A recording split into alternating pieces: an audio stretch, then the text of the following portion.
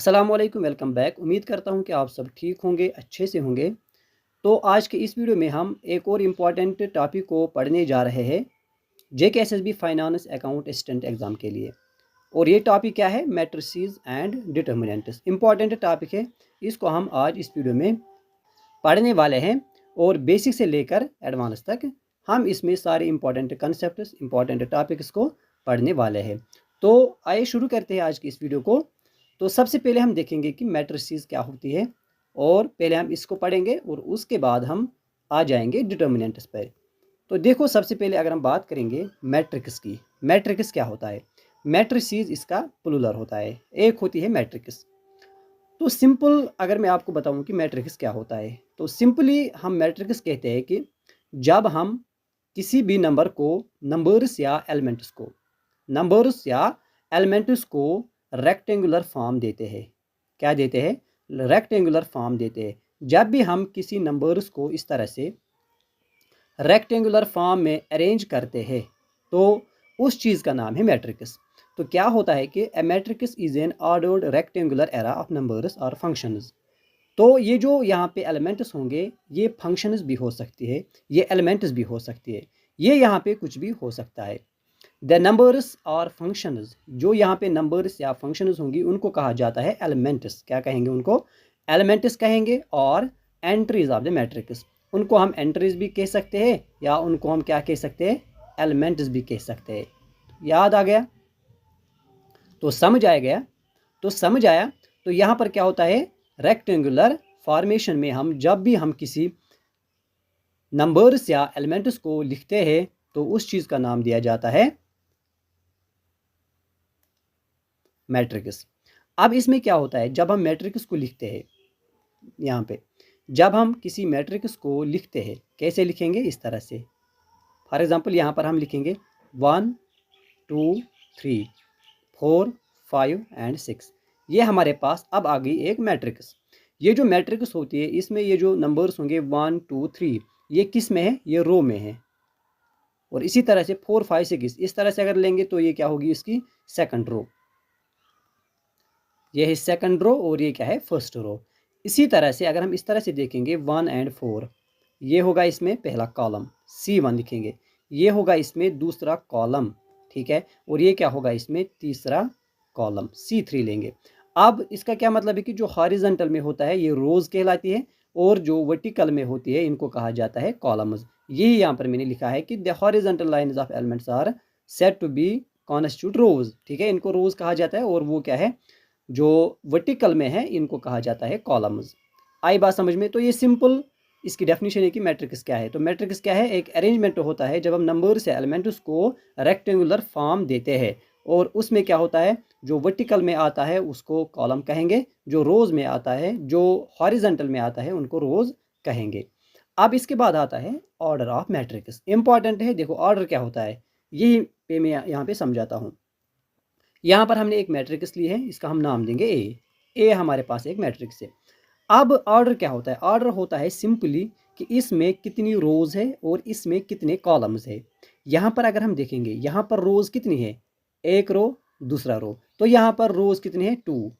और कॉलम कितने हैं? 1 2 एंड 3। तो 3 यहाँ पर कॉलम है। तो मैट्रिक्स का ऑर्डर होगा 2:3। क्या होगा? 2:3। तो क्या होता है order? Order is basically the number of rose and columns, number of rose and columns, उसको कहा जाता है ऑर्डर। तो यही पर यहाँ मैंने लिखा है कि ए मैट्रिक्स हैविंग m रोज, अगर कोई मैट्रिक्स है जिसमें क्या है? जिसमें है m रोज, और कॉलम कितने हैं? n columns. अगर उसमें n कॉलम्स होंगे तो ऑर्डर क्या होगा? ऑर्डर होगा m:n। Matrix of order m:n. A matrix having m rows and n columns is called a matrix of order m:n, or simply m:n matrix. Read as m/n matrix. आई बात समझ में? तो ये है सिंपल कंसेप्ट, इसमें order क्या होता है। ये पहले हम बेसिक से इसको शुरू कर रहे हैं, कि मतलब जीरो से हम शुरू कर रहे हैं। अगर आपने कभी भी मैट्रिक्स का नाम नहीं सुना है तो ये वीडियो आपके लिए हेल्पफुल रहेगी, तो इसीलिए हम इसको बेसिक से कर रहे हैं। तो ये होता है ऑर्डर ऑफ मैट्रिक्स। अब इसके बाद आता है टाइप्स ऑफ मैट्रिक्स क्या होता है। इंपॉर्टेंट है टाइप्स ऑफ मैट्रिक्स क्या होता है। देखो सबसे पहले इसका एक इंपॉर्टेंट टाइप होता है कॉलम मैट्रिक्स। कॉलम मैट्रिक्स का मतलब ये होता है कि जब आपके पास एक ऐसी मैट्रिक्स हो जिसमें सिर्फ कॉलम हो, क्या हो, कॉलम हो। इस तरह से अगर हम इस तरह से लेंगे 1 2 3, ठीक है, तो इसमें कितने कॉलम हैं, इसमें एक ही कॉलम है। रोज़ की यहाँ पर बात नहीं होगी, रोज़ चाहे 1 हो 2 हो 3 हो क्या हो, लेकिन यहाँ पे जो कॉलम्स होंगे वो सिर्फ एक ही होगा। तो ऐसी मैट्रिक्स को कॉलम मैट्रिक्स कहते हैं। A matrix is said to be column matrix if it has only one column. अगर इसके पास क्या है, ओनली वन कॉलम, सिर्फ एक कॉलम इसके पास होना चाहे तो इसको कहेंगे हम कॉलम मैट्रिक्स। ठीक है, तो अगर हम मैथमेटिकली या मैट्रिक्स की फॉर्म में इसको लिखना चाहेंगे तो हम कैसे लिखते हैं। देखो यहाँ पर इसको देखो, ये जनरल फॉर्म होती है। In general A equal to A I J, इस तरह से A I J M is to one. ये एम इज टू वन का मतलब क्या है, एम इसमें क्या है, रोज, एम इसमें रोज है, और वन क्या है, वन है कॉलम। तो इसका मतलब एम इसमें कुछ भी हो सकता है, 1 2 3 से लेकर कहीं तक भी, लेकिन जो इसमें कॉलम्स होंगे वो सिर्फ वन ही होगा। यहाँ पर ये समझना है कि जो आई और जे होता है, आई का मतलब रो होगा, जे का मतलब कॉलम होता है। ठीक है, ये हम आगे भी पढ़ेंगे। ए आई जे इसको हम मतलब जनरल में लिखते हैं। ए आई जे क्या है, एक मैट्रिक्स है जिसमें आई रोज है और जे कॉलम्स है। आई number of rose, J number of columns होते हैं। तो ये है कॉलम मैट्रिक्स। आई बात समझ में। तो इसी तरह एक और मैट्रिक्स होती है जिसको कहा जाता है रो मैट्रिक्स। क्या कहेंगे उसको, यहाँ पे रो मैट्रिक्स। रो मैट्रिक्स क्या होती है, a matrix is said to be row matrix if it is only one row, अगर इसके पास सिर्फ एक ही रो हो। इस तरह से अगर हम लिखेंगे 2 5 6, ये क्या होगी हमारे पास, रो मैट्रिक्स। अगर हम इस तरह से भी लिख सकते हैं 2, ये क्या होगी, ये रो भी होगी और कॉलम भी होगी। रो मैट्रिक्स भी कहलाएगी और कॉलम मैट्रिक्स भी कहलाएगी। इसमें एक ही रो है और एक ही कॉलम है, लेकिन यहाँ पर क्या है, यहाँ पर सिर्फ कॉलम कितने हैं, 2 1 2 3, यहाँ पर 3 कॉलम है और रोज है एक। तो इसका ऑर्डर क्या होगा, इसका ऑर्डर होगा, नंबर ऑफ रोज कितनी है, एक, तो 1:3, 1:, ये इसका ऑर्डर होगा। मतलब एक ऐसी मैट्रिक्स जिसमें सिर्फ वन रो हो उसको कहा जाता है रो मैट्रिक्स। लिखते कैसे है, अगर हमारे पास बी एक मैट्रिक्स है BIJ, इसका ऑर्डर क्या होगा, 1:n, 1:n। वन क्या होगा, नंबर ऑफ रोज, तो रोज कितनी है, एक, कॉलम कितने हैं, n, तो n मतलब कुछ भी हो सकता है यहाँ पे। अगर हम इसकी बात करेंगे यहाँ पर 1:3 होगा, 3 यहाँ पर क्या है, कॉलम्स, और रोज कितनी है, 1 यहाँ पे। ठीक है, तो आई बात समझ में। तो अगर आपसे पूछा जाए कि एक रो मैट्रिक्स होती है उसका ऑर्डर क्या होगा, उसका ऑर्डर होता है 1:m या 1:n, कुछ भी ले सकते हैं। कॉलम मैट्रिक्स जो होती है उसका क्या होता है, उसका होता है m:1। ठीक है, तो ये होगी row matrix and column matrix. अब आगे हम बढ़ते हैं, देखेंगे सबसे इम्पॉर्टेंट, मैं कहता हूँ कि सबसे इम्पॉर्टेंट जो मैट्रिक्स यहाँ पे होगी, जिस पर क्वेश्चन बहुत ज़्यादा आते हैं, वो क्या है, वो होती है स्क्वायर मैट्रिक्स। स्क्वायर मैट्रिक्स क्या होते हैं, सिंपली एक ऐसी मैट्रिक्स, एक ऐसी मैट्रिक्स जिसमें number of element, number of रोज किसके इक्वल होगा, नंबर ऑफ कॉलम्स। जितने रोज होंगे उतने ही कॉलम भी होंगे। तो अगर रोज क्या होगा, n, कॉलम भी n होंगे। अगर रोज होगा m, कॉलम भी n होंगे। जितने रोज होंगे उतने कॉलम्स होंगे। रोज 2 होंगे, कॉलम भी 2 होंगे। रोज 5 होंगे, कॉलम भी 5 होंगे। तो ऐसी मैट्रिक्स को कहा जाता है स्क्वायर मैट्रिक्स। तो a matrix in which the number of rows are equal to the number of columns is said to be square matrix, उसी को कहा जाता है square matrix. Thus an m cross n matrix is said to B a square matrix. अगर कोई भी m cross n matrix होगी उसको स्क्वायर मैट्रिक्स कब कहेंगे, तभी कहेंगे जब m और n इक्वल होंगे। ठीक है, जब m किसके इक्वल होगा, n के इक्वल, तो उसको कहा जाएगा कौन सी मैट्रिक्स, उसको कहा जाएगा स्क्वायर मैट्रिक्स। तो लिखते कैसे, इस तरह से A equal to AIJ m cross m। ठीक है, is a square matrix of order m। यहाँ पर हम कहेंगे इसका ऑर्डर क्या है, इसका ऑर्डर m है। तो मोस्ट इंपॉर्टेंट यही है होगी यहाँ पे, जिस पर हमारे बहुत सारे क्वेश्चन होंगे। तो इस तरह से अगर हम लेंगे 1 2 3 4, ये क्या होगी, ये भी होगी एक मैट्रिक्स जिसका ऑर्डर होगा 2, या 2:2 भी कह सकते हैं। अगर 3 क्रॉस 3 बनानी होगी तो इस तरह से 3 1 4 1 2 6 1 5 4, तो इसको हम कह सकते हैं 3 क्रॉस 3 मैट्रिक्स। तो आई बात समझ में कि स्क्वायर मैट्रिक्स क्या होती है। तो आगे बढ़ते हैं, यहाँ पे देखो, अब हमारे पास क्या है, देखो ये इंपॉर्टेंट नोट है कि अगर हमारे पास कोई भी मैट्रिक्स ए है, ए आई जे कोई भी मैट्रिक्स हमारे पास है यहाँ पे, ठीक है, तो ये हमारे पास एक मैट्रिक्स है, इज अ स्क्वायर मैट्रिक्स, ये हमारे पास क्या है, एक स्क्वायर मैट्रिक्स जिसका ऑर्डर क्या है एन। देन जो एलिमेंट्स होंगे इसके, जो इसके एलिमेंट्स होंगे A11 A22 AMM are said to constitute diagonal elements. अब मैं यहाँ पे इसको समझाता हूँ ये क्या कहता है। देखो कोई भी हम मैट्रिक्स इस तरह से लेंगे 1 4 2 3 6 9 1 8 4, ये हमारे पास एक मैट्रिक्स है ए मैट्रिक्स। अब इसमें क्या कह रहा है कि ये जो एलिमेंट होगा यहाँ पे 1 एलिमेंट 6 एंड 4, ये क्या होंगे, ये इसमें कहलाते हैं डायगोनल एलिमेंट्स। क्या कहलाएंगे इसमें, डायगोनल एलिमेंट्स। तो इस तरह से ये क्या होगा, हमारे पास डायगोनल एलिमेंट है। यही कह रहा है कि ये जो डायगोनल एलिमेंट होते हैं यहाँ पे मैट्रिक्स है, thus if A equal to this, जो इसके डायगोनल एलिमेंट होंगे यहाँ पे 1 4 एंड 6 यहाँ पे डायगोनल एलिमेंट होंगे। ये क्यों इंपॉर्टेंट है इसको हम आगे देखेंगे। तो ये है डायगोनल एलिमेंट्स भी। अब इसके बाद ये मैंने क्यों बताया, क्योंकि अब हम देखेंगे डायगोनल मैट्रिक्स क्या होती है। क्या होती है डायगोनल मैट्रिक्स, देखो एक स्क्वायर मैट्रिक्स हम कोई भी लेंगे हमारे पास, देखो कोई भी मैट्रिक्स हो चाहे डायगोनल हो, ये पहले स्क्वायर मैट्रिक्स होनी चाहिए जब हम डायगोनल की बात करेंगे। देखो यहाँ पर अगर हम देखेंगे, जब हमने अभी एक मैट्रिक्स ली थी इस तरह से, इसको कलर चेंज करते हैं, यहाँ पे हमने लिया था 1 2 4 3 5 9 1 8 2, ये जो डायगोनल एलिमेंट होंगे ये इनको कहा जाएगा डायगोनल एलिमेंट।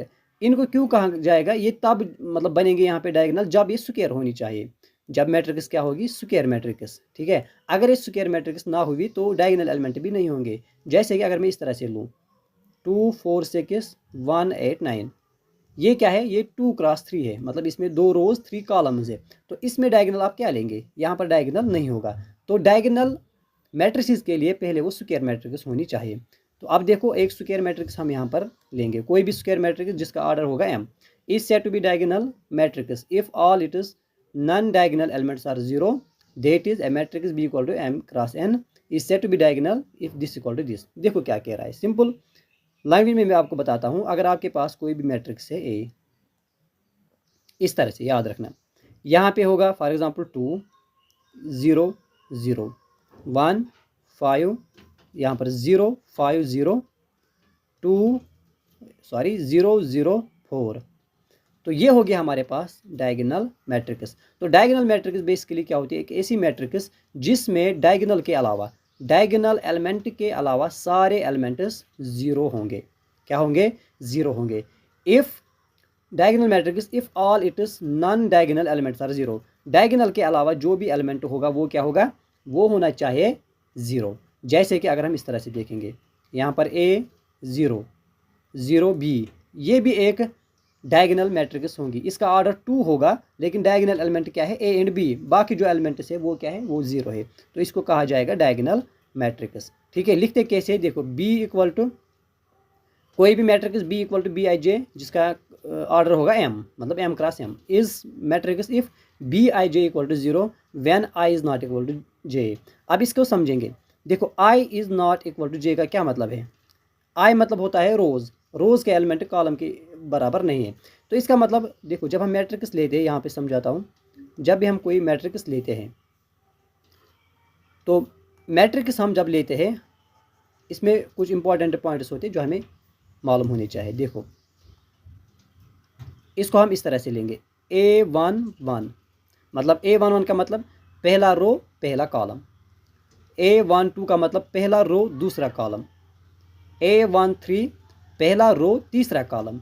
अगर हम 3 क्रॉस 3 लेंगे, यहाँ पर देखो A21 मतलब दूसरा रो पहला कॉलम, A22 दूसरा रो और दूसरा कॉलम, A23 दूसरा रो तीसरा कॉलम। एक और लेंगे A31 तीसरा क्या है, रो, लेकिन कॉलम क्या है, फर्स्ट, A32 एंड A33। ये हो गया हमारे पास मैट्रिक्स, ठीक है, मैट्रिक्स। अब यहाँ पर मैं आपको क्या समझाने वाला हूँ, देखो i is not equal to j का मतलब क्या होता है। यहाँ पर क्या है, यहाँ पर अगर आप देखेंगे पहले में ये आई है, ये जे है, आई जे। तो A11 में क्या है, आई एंड जे इक्वल है, ठीक है। तो आई और जे क्या है, इक्वल। अगर यहाँ पर देखेंगे, यहाँ पर भी आई और जे इक्वल होगा। यहाँ पर देखें आई एंड जे इक्वल होगा। आई एंड जे क्या है, इक्वल, 1 1 2 2 3 3। तो यह है आई एंड जे जब इक्वल होंगे। इक्वल कहाँ पे नहीं है, इक्वल यहाँ पे नहीं है, यहाँ पे नहीं है, यहाँ पर इक्वल क्यों नहीं है, 1 इक्वल टू 2 इक्वल नहीं है, 1 इक्वल टू 3 इक्वल नहीं है, 2 1 इक्वल नहीं है, 2 3 इक्वल नहीं है, बाकी जगहों पर ये इक्वल नहीं है। अब मैथमेटिकली इसको कैसे समझेंगे, जब आपके पास बी आई जे कोई मैट्रिक्स है लेकिन बी आई जे सारे इक्वल है जीरो। कब है जीरो, जब आई इज नॉट इक्वल टू जे, जब आई जे के इक्वल नहीं है। आई जे के इक्वल कहाँ पे नहीं है, यहाँ पे नहीं है, कहाँ पे देखो, यहाँ पे नहीं है, यहाँ पे नहीं है, इसी तरह से यहाँ पर भी नहीं होगा, यहाँ पर भी नहीं है, यहाँ पर भी और यहाँ पर भी नहीं है। तो इन जगहों पर ये आई और जे इक्वल नहीं है। जब आई एंड जे इक्वल नहीं है तो इनके एलिमेंट जीरो होंगे। क्या होंगे, जीरो होंगे। वही यहाँ पर कह रहा है कि ये क्या होंगे, ये जीरो होंगे। बी आई जे सारे इक्वल जीरो होंगे जब आई इक्वल टू नॉट जे, आई जे के इक्वल नहीं होगा। तो इसका मतलब ये एलिमेंट्स क्या होंगे, ये जीरो होंगे। और उसी मैट्रिक्स को कहा जाएगा डायगोनल मैट्रिक्स। ठीक है, उम्मीद है कि आपको ये समझ आया कि डायगोनल मैट्रिक्स क्या होती है। नेक्स्ट की बात करेंगे, स्केलर मैट्रिक्स क्या होती है। तो देखो स्केलर मैट्रिक्स क्या होती है, ए डायगोनल मैट्रिक्स। अब देखो स्केलर होने के लिए पहले ये डायगोनल होनी चाहिए। तो डायगोनल मतलब सारे जो when I is not equal to J सारे एलिमेंट जीरो होंगे, मतलब डायगोनल के अलावा सारे एलिमेंट्स क्या होंगे, जीरो होंगे। तो a diagonal matrix is said to be scalar matrix if it is diagonal elements are equal. अब अगर इसी में ये जो हमने डायगोनल यहाँ पर एलिमेंट्स लिए थे तो उसमें क्या होगा, देखो इस तरह से यहाँ पे देखो क्या होना चाहिए। इसमें कह रहा है कि जो डायगोनल एलिमेंट्स होने चाहिए वो इक्वल होने चाहिए। कुछ भी हो सकता है, अगर यहाँ पर ए होगा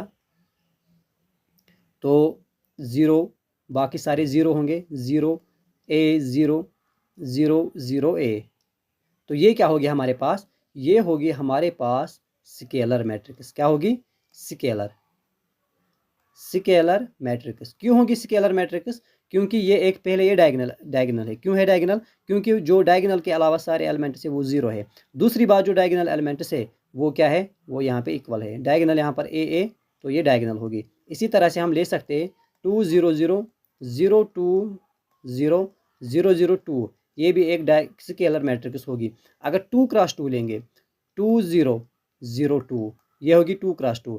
5 0 0 5, ये भी होगी क्या, 2 क्रॉस 2, लेकिन क्या, स्केलर मैट्रिक्स। तो स्केलर मैट्रिक्स क्या है, एक ऐसी डायगोनल मैट्रिक्स जिसमें डायगोनल एलिमेंट इक्वल होंगे, जिसमें डायगोनल एलिमेंट इक्वल होते हैं। तो ये है हमारे पास स्केलर मैट्रिक्स। ठीक है, तो अब देखो यहाँ पे क्या कह रहा है कि square matrix B equal to B I J, ये एक स्क्वायर मैट्रिक्स जिसका ऑर्डर क्या है N, is said to be scalar matrix. इसको हम स्केलर मैट्रिक्स कब कहेंगे, when B I J equal to zero, when I is not equal to J. तो क्या कह रहा है कि जब आई जे के इक्वल नहीं है तब सारे एलिमेंट जीरो होंगे, लेकिन बी आई जे इक्वल होगा के क्या है, सेम कांस्टेंट है। व्हेन आई इक्वल टू जे, जहां पर आई और जे इक्वल होंगे वहां पर के इक्वल ये होगा, के होगा सेम एलिमेंट है। ठीक है, तो ये होगी हमारे पास स्केलर मैट्रिक्स। अब आगे जाते हैं, नेक्स्ट इंपॉर्टेंट मैट्रिक्स को पढ़ेंगे, ये है आइडेंटिटी मैट्रिक्स। ये है आइडेंटिटी मैट्रिक्स। अब ये क्या कह रही है कि square matrix in which elements in the diagonal are equal are all one and rest are all zero. अब यहाँ पे समझो हमने क्या पढ़ा, पहले देखो हमने पढ़ा पहले इस तरह से 2 0 0 0 5 6 0 5 0, फिर लेंगे 0 0 8 0 0 8। ये मैंने क्या बताई, ये क्या है, ये है डायगोनल मैट्रिक्स। डायगोनल मैट्रिक्स, तो डायगोनल मैट्रिक्स क्या होती है, जिसमें डायगोनल के अलावा सारे एलिमेंट जीरो होंगे। फिर हमने इसी से एक और मैट्रिक्स इस तरह से बनाई, हमने लिया 2 0 0 0 2 0 0 0 2।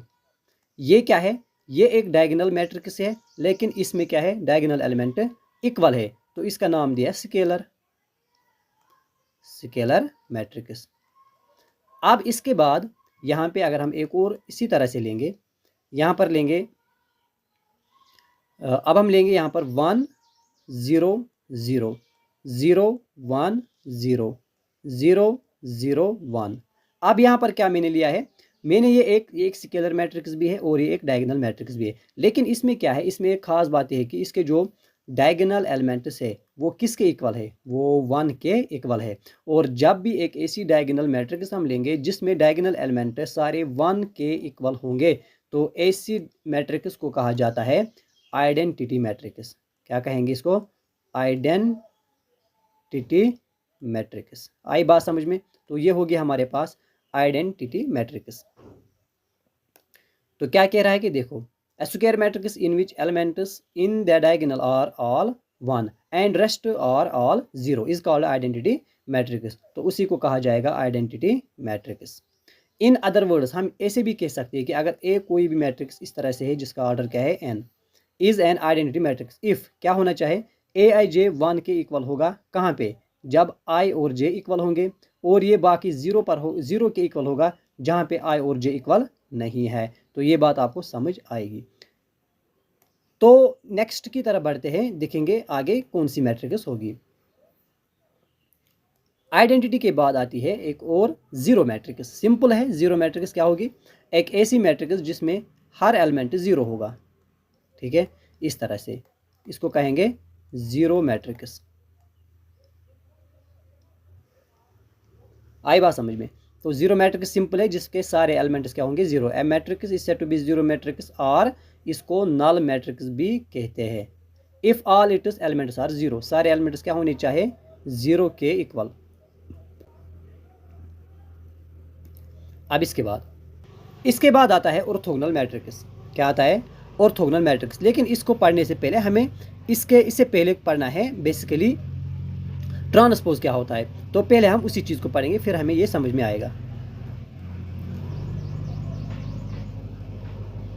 देखो, उससे पहले भी एक और इम्पॉर्टेंट कंसेप्ट आता है, इक्वलिटी ऑफ मैट्रिसेस।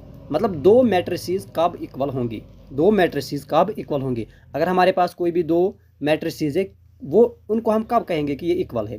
तो उसके लिए क्या है, देखो, ए एक मैट्रिक्स, बी और दूसरी मैट्रिक्स होगी हमारे पास, वो इक्वल कब होंगी। उसके लिए पहला पॉइंट आपको याद रखना कि उनका ऑर्डर जो होगा वो सेम होना चाहिए। पहली बात, ऑर्डर क्या होना चाहिए, सेम। दूसरी बात, उसके जो कारस्पोंडिंग एलिमेंट्स होंगे, मतलब ए और बी जो दो मैट्रिसेस होंगी, उनका जो कारस्पोंडिंग एलिमेंट्स होंगे वो इक्वल होने चाहिए। कारस्पोंडिंग एलिमेंट्स वो क्या होने चाहिए, इक्वल, वो इक्वल होने चाहिए। अब इसको हम समझेंगे। देखो यहाँ पर मैं समझाता हूँ क्या होता है। ये हमारे पास एक मैट्रिक्स है, इसमें हम देंगे X Y Z and S, पहली मैट्रिक्स। अब दूसरी मैट्रिक्स हम लेंगे 4 6 8 5। अब ये दोनों इक्वल होंगी, कब होंगी इक्वल, पहली बात, इसका ऑर्डर इसके ऑर्डर के इक्वल होना चाहिए। यहाँ पर ऑर्डर है 2:2, मतलब 2 रोज 2 कॉलम। यहाँ पर भी ऑर्डर है 2:2। ये पहली बात है इसमें कि इनका ऑर्डर क्या होना चाहिए, सेम होना चाहिए। दूसरी बात, अब ये इक्वल होंगी तो इसका क्या मतलब होगा, इसका ये मतलब होगा जो इनके कारस्पोंडिंग एलिमेंट्स होंगे, यहाँ पर क्या एलिमेंट है, एक्स, ये इस 4 के इक्वल होना चाहिए। ठीक है, तो यहाँ पे जो ये एलिमेंट होगा जेड, ये जेड 8 के इक्वल होना चाहिए। और इसी तरह से जो यहाँ पर y होगा, ये y इस 6 के इक्वल होना चाहिए। और इसी तरह से यहाँ पे जो s होगा ये इस 5 के इक्वल होना चाहिए। तब इसको कहेंगे हम क्या, इक्वलिटी ऑफ मैट्रिक्स। तो x किसके इक्वल होना चाहिए, 4 के, और y किसके इक्वल होना चाहिए, 6 के इक्वल, z किसके इक्वल होना चाहिए, 8 के इक्वल, और यहाँ पे होगा s इक्वल टू 5। तो इसको हम कहेंगे इक्वलिटी ऑफ मैट्रिक्स। अगर आपको दो मैट्रिसेस को इक्वल करना है तो सबसे पहले उनका ऑर्डर देखिए, क्या ऑर्डर सेम है। अगर ऑर्डर सेम है फिर उनके कॉरस्पॉन्डिंग एलिमेंट्स को इक्वल करना है। So this is called the order of the equality of the matrix. ठीक है, यही कह रहा है यहाँ पे कि अगर दो मैट्रिसेस आपके पास है, ए I J and B I जे, तो इनको हम इक्वल कहेंगे जब इनका ऑर्डर सेम होगा। पहला पॉइंट, इसका ऑर्डर क्या होना चाहिए, सेम होना चाहिए।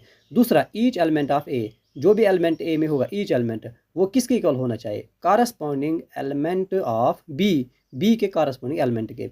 दैट इज जो ए आई जे होगा वो बी आई जे के इक्वल होगा फॉर ऑल आई एंड जे। ठीक है, तो ये होता है इक्वलिटी ऑफ मैट्रिक्स। अब यहाँ पर देखो, सबसे पहला यहाँ पर क्वेश्चन है, एक सिंपल क्वेश्चन है, इसको करना है। क्वेश्चन कह रहा है कि A equal to A I J M cross N, मतलब ए आपके पास एक मैट्रिक्स है जिसका ऑर्डर क्या है एम क्रॉस एन। तो इसका क्या मतलब है, रोज कितने हैं एम, इसमें रोज कितने हैं एम, कॉलम्स कितने हैं, कॉलम्स है N. Is a square matrix, इसको हम कब स्क्वायर मैट्रिक्स कहेंगे, कब कहेंगे, क्या जब एम लेस देन एन होगा, नहीं, जब एम ग्रेटर देन एन होगा, नहीं। क्या एम और एन इक्वल होने चाहिए, बिल्कुल होने चाहिए। जब एम और एन इक्वल होते हैं तभी हम उसको स्क्वायर मैट्रिक्स कहते हैं। ठीक है, तो इसका आंसर क्या होगा, ऑप्शन सी, जब एम और एन इक्वल होने चाहिए तब इसको हम कहेंगे स्क्वायर मैट्रिक्स। अब देखो यहाँ पे क्या है, the number of all possible matrices of order 3x3 with each entry 0 और 1 इज। देखो क्वेश्चन क्या कह रहा है, क्वेश्चन कह रहा है कि अगर आपके पास एक मैट्रिक्स है, पॉसिबल मैट्रिसेस, हमें बताना है कि the number of all possible matrices of order 3x3 with each entry 0 और 1। आप बताओ कि अगर आपके पास कोई मैट्रिक्स होगी जिसका ऑर्डर क्या होगा 3x3, क्या होना चाहिए 3x3, इस तरह से 1 2 3, यहाँ पर भी number of rose number of columns के इक्वल होगा। तो बताना क्या है, हमें ये बताना है कि इसमें कितनी पॉसिबल मैट्रिसेस बनेंगी जिसका ऑर्डर 3x3 होगा और जो पहला एलिमेंट होगा ईच एलिमेंट, ठीक है, विद ईच एंट्री, हर कोई जो एंट्री होगी वो या तो 1 होगी या तो 0 होगी, या 1 होगी या 0 होगी। तो इसका क्या मतलब है, इसका ये मतलब है, देखो अगर पहला हम यहाँ पर एंट्री लेंगे, ये या तो 0 होनी चाहिए या 1 होगा, इसी तरह से ये 0 या 1 होगा, 0 या 1 होगा, सारे एलिमेंट्स इसी तरह से होंगे। तो हम यहाँ पर क्या कह सकते हैं कि जो ईच जो यहाँ पर एंट्री होगी, ठीक है, ईच प्लेस जो होगी, इसके कितने चांसेस होंगे, इसके 2 चांसेस होंगे। कितने होंगे, 2 चांसेस होंगे यहाँ पर आने के। मतलब इसके कितने, इसको हम कितने वे से फिल कर सकते हैं, 2 वेज, इसको कितने 2 वे से, और इसको भी कितने वे से हम कर सकते हैं, 2 वे से। तो यहाँ पर टोटल कितना है, टोटल हमारे पास 9 प्लेसेस है, 1 2 3 4 5 6 7 8 9। तो हमारे पास टोटल क्या है, 9 प्लेसेस। तो अगर हम ईच एंट्री को या ईच प्लेस को 2 वे से फिल कर सकते हैं तो टोटल हमारे पास कितने प्लेसेस है, टोटल हमारे पास 9 प्लेसेस है। तो डायरेक्ट याद रखना, इसमें जो टोटल नंबर ऑफ मैट्रिसेस बनेंगी वो बनती है 2 की पावर 9। क्या बनती है, 2 की पावर 9। और जब आप 2 की पावर 9 को ऑपरेट करेंगे, देखो किस तरह से करना है, 2 को आपको अगर 5 टाइम्स करेंगे तो 5 टाइम्स वो होता है 32, और इसी तरह से फिर 2 से करना है, फिर 2 से करना है, 4 बार करना है, तो आपके पास जो आंसर आएगा दैट विल बी 512। क्या होगा, 512। तो इस तरह से हम कितनी मैट्रिसेस बना सकते हैं, हम बना सकते हैं 512 मैट्रिसेस। ठीक है, तो अगर आपको इस तरह से क्वेश्चन आएगा, इसको ऐसे ही डायरेक्ट सॉल्व करना है। अब हम नेक्स्ट बढ़ते हैं नेक्स्ट कंसेप्ट की तरफ, जो कि है ऑपरेशन ऑन मैट्रिसेस। हमने देखा था सेट में किस तरह से ऑपरेशन होते हैं। उससे पहले मैंने आपको रियल नंबर का बताया, रियल नंबर में एडिशन क्या होता है, सब्ट्रैक्शन, डिवीजन और मल्टीप्लिकेशन हम किस तरह से करते हैं। फिर हमने सेट की बात की, सेट में हमने जैसे कि यूनियन लिया था, इंटरसेक्शन लिया, डिफरेंस निकाला था, कंप्लीमेंट निकाला था, एटसेट्रा, इस तरह से। अब हम बात करेंगे ऑपरेशन ऑन मैट्रिसेस। बाचा में पाता बकरे आलो तम साथ थाई ती हालस। ऑपरेशन ऑन मैट्रिसेस, आप देखेंगे मैट्रिसेस में किस तरह के ऑपरेशन आते हैं। यहाँ पर जो ऑपरेशन होगा पहला वो होगा एडिशन ऑफ मैट्रिसेस, दूसरा होगा multiplication of matrix bye scalar, याद रखना बाय स्केलर, ये दूसरा है। तीसरा क्या है, डिफरेंस ऑफ मैट्रिक्स। तो इन पर बात करेंगे, एक एक पर बात करेंगे। पहले देखेंगे एडिशन क्या होता है। एडिशन ऑफ मैट्रिक्स क्या होता है, देखो अगर आपके पास 2 मैट्रिसेस है इस तरह से 1 2 3 4, 2 क्रॉस 2 लेंगे, इसी तरह से यहाँ पर प्लस करेंगे इसमें 3 4 5 6, ये 2 मैट्रिसेस है। अब इनको ऐड करना है। ऐड कैसे करना है, सिंपली बताता हूँ। पहले जो कॉरस्पॉन्डिंग एलिमेंट्स होंगे इनको कॉरस्पॉन्डिंग एलिमेंट्स के साथ ऐड करो। 1 + 3 क्या होगा, 4 होगा यहाँ पे, ठीक है। 2 + 4 क्या होगा 6 होगा, यहाँ पर लिखेंगे। 3 + 5 क्या होगा 8 होगा, तो यहाँ पर लिखेंगे। 4 + 6 10 होगा, तो यहाँ पर लिखेंगे। तो ये होता है सिंपली इनका एडिशन। और इनका एडिशन निकालने के लिए भी आपको क्या करना है, इनका ऑर्डर सेम होना चाहिए। क्या होना चाहिए, तो इन जनरल अगर हम कहेंगे कि एक पास एक मैट्रिक्स है, बी आपके पास दूसरी मैट्रिक्स है, तो इनको हम ऐड करने के लिए सबसे पहले इनका ऑर्डर सेम होना चाहिए। कि अगर एक का m क्रॉस n है तो दूसरे का भी m क्रॉस n। ज़रूरी नहीं है स्क्वायर मैट्रिक्स होंगी, जो इसका ऑर्डर होगा वही इसका ऑर्डर भी होना चाहिए। तो फिर हम जब इन दोनों को ऐड करेंगे हमारे पास सी मैट्रिक्स आएगी, जिसका नाम हम सी रखेंगे। उसका ऑर्डर भी वही होगा जो इन दोनों का ऑर्डर होगा। ठीक है, आया समझ में। तो इस तरह से आपको ऐड करना है, सिंपल है ऐड करना, जिस तरह से हम ऐड करते हैं। लेकिन यहाँ पर कैसे करना है, इनको कॉरस्पॉन्डिंग एलिमेंट्स के साथ ऐड करना है। दूसरा आता है इसमें multiplication of a matrix bye scalar. अगर हमें स्केलर से मल्टीपल करना है, देखो यहाँ पर इसको पढ़ने से पहले मैं आपको सीधे समझाता हूँ क्या होता है। हम एक मैट्रिक्स लेंगे ए, कैसे 2 4 3 9, कोई भी मैट्रिक्स लेंगे 2 4। अब हम इस मैट्रिक्स को किसी भी स्केलर से मल्टीपल करेंगे। स्केलर का मतलब कोई भी कांस्टेंट लेंगे। अगर हम इसको इस तरह से, इस ए को मैं मल्टीपल करूँगा किससे, सपोज करो के से, किससे के से, तो ये क्या बनेगा के ए। तो ये जो के होगा, ये अंदर के जो एलिमेंट्स होंगे, मेंबर्स होंगे, ये इन सब को मल्टीपल हो जाएगा। इस 2 के साथ भी ये मल्टीपल होगा, ये इस 4 को भी मल्टीपल होगा, ये इस 3 को भी मल्टीपल करेंगे हम, और 9 के साथ भी ये मल्टीपल होगा। इस चीज़ का नाम है स्केलर से मल्टीपल करना। मल्टीप्लिकेशन ऑफ ए मैट्रिक्स, जब हम किसी भी मैट्रिक्स को मल्टीपल करेंगे किससे, स्केलर से। तो स्केलर कोई भी नंबर हो सकता है। यहाँ पर 3 होगा, 4 होगा, 5 होगा, माइनस होगा, कुछ भी होगा, 1/2 होगा, जो भी नंबर यहाँ पर होगा वो इस सब को, सारे नंबर्स को हम मल्टीपल करेंगे। ठीक है, तो जब बाहर कोई भी नंबर लिखा हुआ होगा तो उससे हम इन सारे नंबर्स को मल्टीपल करेंगे। तो ये होता है क्या, मल्टीप्लिकेशन बाय स्केलर्स। आई बात समझ में, आप इसको पढ़ भी सकते हैं। नेक्स्ट हम बात करेंगे डिफरेंस की। जिस तरह से एडिशन किया इसी तरह से डिफरेंस भी निकालेंगे। कैसे निकालेंगे, कोई भी दो यहाँ पर हम मैट्रिक्स लेंगे। पहले देखो ए मैट्रिक्स हम लेंगे 2 4 6 8, बी मैट्रिक्स लेंगे 1 3 3 2 4 2। अब इन दोनों का माइनस क्या होगा, ए माइनस बी। देखो 2 - 3 करेंगे तो -1 आएगा, 4 को 2 के साथ माइनस करेंगे 2 आएगा, 6 को 4 के साथ माइनस करेंगे 2 आएगा, 8 को 2 से करेंगे तो 6 आएगा। So this is called the difference of two sets. ठीक है, तो ये होती है डिफरेंस इसकी। तो सिंपल है, आगे जाएंगे देखेंगे इसमें क्या है। अब आ जाता है इंपॉर्टेंट पॉइंट्स। इसमें इंपॉर्टेंट जो कंसेप्ट्स होंगे अब वो होगी प्रॉपर्टीज़ ऑफ एडिशन। एडिशन की प्रॉपर्टीज़ क्या है, इस तरह से हम हमारे पास मल्टीप्लिकेशन की प्रॉपर्टीज़ आएगी। जो इंपॉर्टेंट होगी वो मैं आपको यहाँ पे बताऊँगा, जो सबसे ज़्यादा इंपॉर्टेंट होंगी।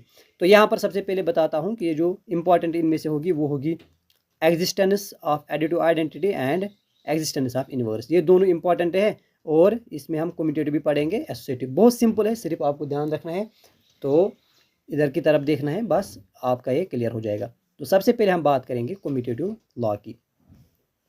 कम्यूटेटिव लॉ कहता है कि अगर हम रियल नंबर की बात करेंगे, कम्यूटेटिव का मतलब होता है जब a + b + a के इक्वल होगा। तो ये होती है commutative property in real numbers. यहाँ पर क्या होगी, जब दो, अगर हम दो यहाँ पर लेंगे दो मैट्रिसेस, देखो यहाँ पर एक मैट्रिक्स हम लेंगे 2 4 1 5, और दूसरे हम लेंगे 1 3 6 2। देखो ये होगी ए मैट्रिक्स, ये होगी बी, इसका नाम देंगे ए, ये क्या होगी बी। अगर हम a + b यहाँ पर लेंगे वो क्या होगा, a + b मतलब 2 + 1 3, 4 + 3 7, 1 + 6 7, 5 + 2 7। ये होगी a + b।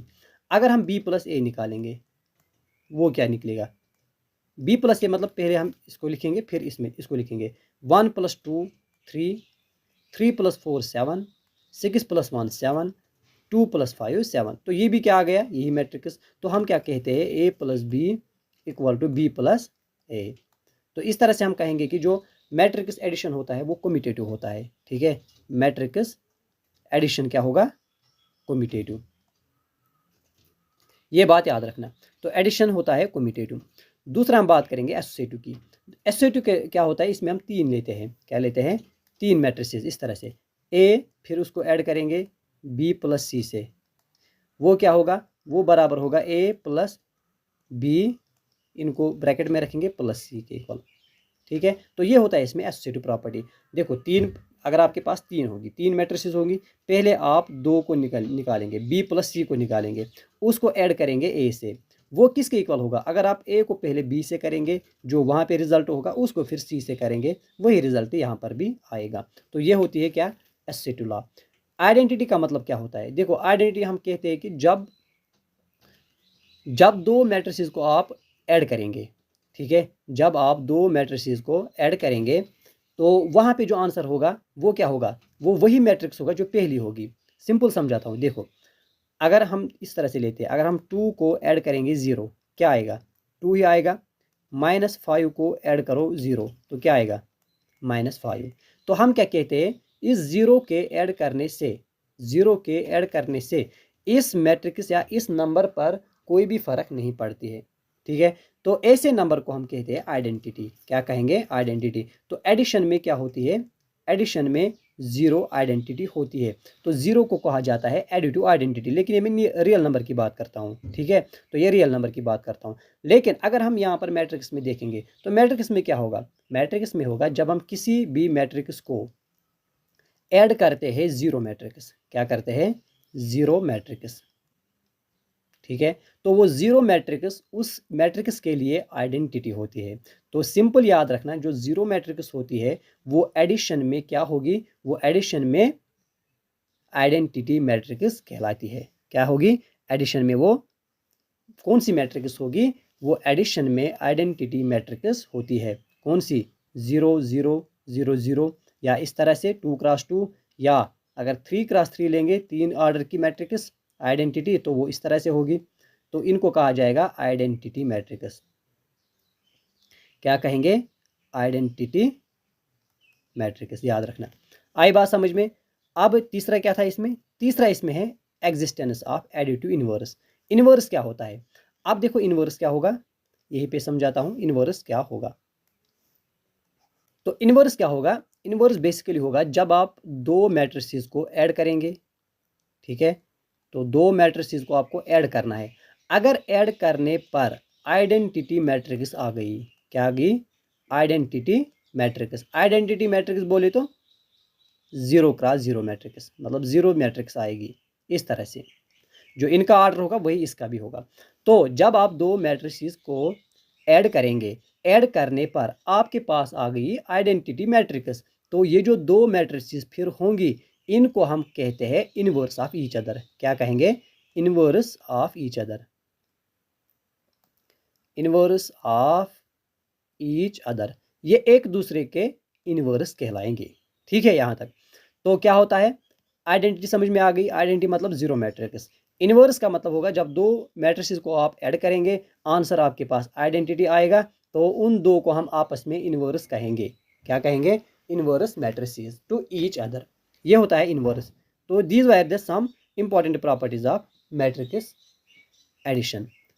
अब पहले इसको कीजिए, इस क्वेश्चन को। हमारे पास क्या है? Properties of scalar multiplication of matrix. अच्छा, ये हमारे पास है स्केलर मल्टीप्लिकेशन जो होगा, जो दूसरा हमने पढ़ा था उसके प्रॉपर्टीज। उसकी प्रॉपर्टी पहले ये कहती है कि अगर आपके पास a प्लस बी कोई भी मैट्रिक्स है, बाहर से आप इसको k से मल्टीपल करेंगे किसी भी स्केलर से, तो ये k जो होगा ये किसके मल्टीपल में आएगा? ये a को भी मल्टीपल होगा, ये b को भी मल्टीपल होगा, तो ये यहाँ पे सही होगा। दूसरी प्रॉपर्टी कहती है कि अगर k प्लस आई, यहाँ पर आई क्या है? Identity matrix. अगर इससे आप मल्टीपल करेंगे a को, तो क्या आएगा? ये k ए के मल्टीपल में आएगा, ये आई ए के मल्टीपल में आएगा। दूसरी प्रॉपर्टी। तीसरी कहती है कि अगर ए प्लस बी, ये वही है दूसरी वाली, तो ये भी सही होगा। अगर के प्लस आई, ये भी रिपीट हो गया है, तो 2 प्रॉपर्टीज़ यहाँ पे याद रखना। तो ये होती है कुछ प्रॉपर्टीज़ ऑफ, ये हमने इससे पहले भी देखा है। आप देखो मोस्ट इंपॉर्टेंट जो प्रॉपर्टीज़ में से आता है वो है मल्टीप्लिकेशन की प्रॉपर्टी। अब मल्टीप्लिकेशन प्रॉपर्टी क्यों इंपॉर्टेंट है? क्योंकि ये बहुत डिफरेंट है। ठीक है, जिस तरह से हम नंबर्स का मल्टीपल करते हैं यहाँ पर वैसा मल्टीपल नहीं होता है, तो इसीलिए ये इंपॉर्टेंट है। सबसे पहले क्या याद रखना है, देखो the product of two matrices A and B is defined if the number of columns of A is equal to the number of rows of B. देखो सबसे पहले कब मल्टीपल होगा, एडिशन मैंने आपको बताया जब उनका सेम ऑर्डर होगा, क्या होगा, सेम ऑर्डर। लेकिन जब हम मल्टीपल की बात करते हैं, दो मैट्रिसेस को हम कब मल्टीपल कर सकते हैं, तो दो मैट्रिक्स को याद रखना, दो मैट्रिसेस को हम तब मल्टीपल कर सकते हैं जब जो पहली मैट्रिक्स होगी, जो पहली मैट्रिक्स जो उसमें कॉलम्स होंगे, क्या होंगे, उनके जो कॉलम्स होंगे वो इस मैट्रिक्स के रोज के इक्वल होने चाहिए। ठीक है, जितने इसमें कॉलम्स होंगे उतने ही मैट्रिक्स बी में रोज होने चाहिए। तो वही कह रहा है कि ये तब डिफाइंड है जब number of columns of A के जो नंबर ऑफ कॉलम्स होंगे वो इक्वल होगा number of rows of B. यहाँ पर देखो, number of columns of A equal to number of rows of matrix B. बस ये चीज़ आपको याद रखनी है। अगर ऐसा हुआ तो मैट्रिक्स में हम मल्टीपल करेंगे, अगर नहीं हुआ तो मैट्रिक्स में मल्टीपल करना पॉसिबल नहीं होगा। अब देखो इसका क्या मतलब है, यहाँ पर मैं एक मैट्रिक्स दूंगा 2 3 2 3 4 5 6 7। इसका ऑर्डर क्या है, तो इसका ऑर्डर है 2:3। ठीक है, तो यहाँ पर कितना है, 2 रोज 3 कॉलम्स। दूसरी मैट्रिक्स हम लेंगे इस तरह से, यहाँ पे समझाता हूँ। देखो यहाँ पे कोई मैट्रिक्स हमारे पास इस तरह से है 2 1 3 4 2 4। ये एक मैट्रिक्स है, इसका ऑर्डर क्या है 2:3, 2 कॉलम्स, 2 रोज 3 कॉलम्स। दूसरी मैट्रिक्स हम इस तरह से लेंगे, इसमें हमें क्या रखना है, यहाँ पर कॉलम कितने हैं, 3 कॉलम, यहाँ पर रोज 3 होनी चाहिए। इस तरह से 1 2 4 5 6 7 3 2 1 3। अब हम इन दोनों को मल्टीपल कर सकते हैं। इसका क्या ऑर्डर है 3:2, 3:3 है इसका ऑर्डर। अब इन दोनों का मल्टीपल हो सकता है, क्यों, क्योंकि यहाँ पर जो नंबर ऑफ कॉलम्स है 3 वो इसके नंबर ऑफ रोज के इक्वल है। ठीक है, तो इनको हम मल्टीपल कर सकते हैं, लेकिन मल्टीपल कैसे करते हैं याद रखना, 2 1 3 बहुत इंपॉर्टेंट है, ध्यान से देखना, 2 4 2 4। और दूसरी मैट्रिक्स इस तरह से लिखेंगे 1 2 4 5 6 7 1, यहाँ पर 2 1 एंड 3। अब देखो मल्टीपल कैसे करना है, सबसे पहले आपको क्या करना है, इस 2 से इस 1 को मल्टीपल करना है। देखो 2 इंटू 1 क्या होता है 2, अभी ये कंप्लीट नहीं हुआ। फिर क्या करना है, इस 1 से इस 5 को मल्टीपल करना है, 1 इंटू 5 क्या होगा 5, और यहाँ पर ऐड करेंगे 5। फिर इस 3 से 2 को मल्टीपल करेंगे, प्लस लिखेंगे 3 इंटू 2 6। ये हमारे पास आ गया पहला एलिमेंट, क्या आ गया, पहला एलिमेंट। अब हम इसी रो से दूसरे कॉलम को मल्टीपल करेंगे, 2 2 आर 4। फिर 1 और 6 को मल्टीपल करेंगे, 1 6 आर 6। फिर 3 इंटू 1 करेंगे, प्लस 3 आएगा। आई बात समझ में, ये होगा हमारे पास दूसरा एलिमेंट। अब इसी रो से इस कॉलम को करेंगे, 2 इंटू 4 8 होगा। फिर करेंगे 1 इंटू 7 7 होगा, 3 इंटू 3 9 होगा। आई बात समझ में। फिर इसी तरह से इससे ये जो रो होगा सेकंड रो, इससे पहले इस कॉलम के साथ मल्टीपल करेंगे, फिर इसके साथ, फिर इसके साथ, हमारे पास इस तरह से एक और नंबर आएगा। फिर इनको हम ब्रैकेट में रखेंगे मैट्रिक्स के में। अब देखो यहाँ पर जो भी आंसर आएगा वो इस तरह से आएगा, यहाँ पर एक नंबर, यहाँ पर दूसरा, यहाँ पर तीसरा। इस तरह से हमारे पास मैट्रिक्स आ गई। अब ये जो मैट्रिक्स होगी, नेक्स्ट मैट्रिक्स, इसका ऑर्डर क्या होगा, इसका ऑर्डर होगा 2:3। क्या होगा 2:3, 2:3। तो याद रखना, ये इंपॉर्टेंट पॉइंट है, ये मैं यहाँ पे समझाता हूँ इसमें क्या हुआ है। देखो जब भी आपके पास मैट्रिक्स 2 होंगी, एक का ऑर्डर होगा m:n, दूसरी का ऑर्डर होगा n:p। तो यहाँ पर ये क्यों होगा, क्योंकि जो यहाँ पे कॉलम्स होंगे n वो इस n के इक्वल होंगे, मतलब नंबर ऑफ रोज के इक्वल। फिर जो हमारे पास तीसरी मैट्रिक्स आएगी प्रोडक्ट करने के बाद, उसका जो ऑर्डर होगा वो m:p होगा, मतलब इसके रोज इसके कॉलम। पहले क्या था, कॉलम्स इक्वल थे, लेकिन जो तीसरी मैट्रिक्स हमारे पास आएगी उसका ऑर्डर होगा m:p, m:p। पी। यहाँ पे फिर से समझाता हूँ, देखो एक मैट्रिक्स है, उसका ऑर्डर है 2:3, ठीक है, 2:3 मतलब ये रोज एक कॉलम्स। दूसरी आपके पास मैट्रिक्स है, उसका ऑर्डर है 3:4, क्या होगा 3:4। देखो यहाँ पर ये क्या है, कॉलम इसके रोज कितने हैं 3, तो इसका मतलब इनका मल्टीपल हो सकता है। क्यों हो सकता है, क्योंकि number of column is equal to number of rows. अब जो तीसरी मैट्रिक्स मल्टीपल करने के बाद हमारे पास आएगी, उसका ऑर्डर याद रखना है, वो होता है इसका पहला 2, इसका आखिरी 4।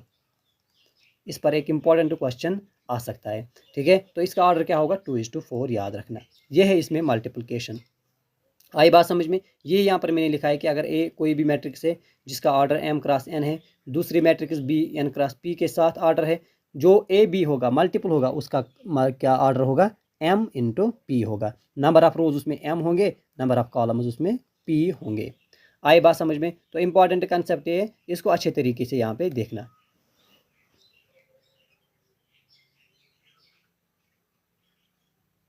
और जिस तरह से हमने एडिशन में देखा कि अगर आप a प्लस बी लिखेंगे वो b प्लस ए के इक्वल होता है, ठीक है। लेकिन ऐसी गलती यहाँ पर सोचने की नहीं करना।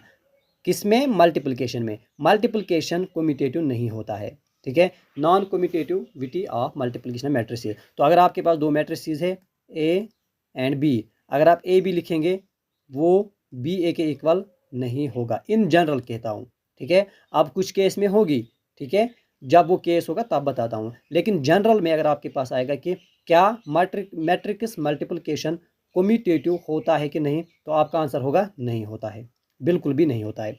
तो ये होगी इसमें मल्टीप्लिकेशन की प्रॉपर्टी।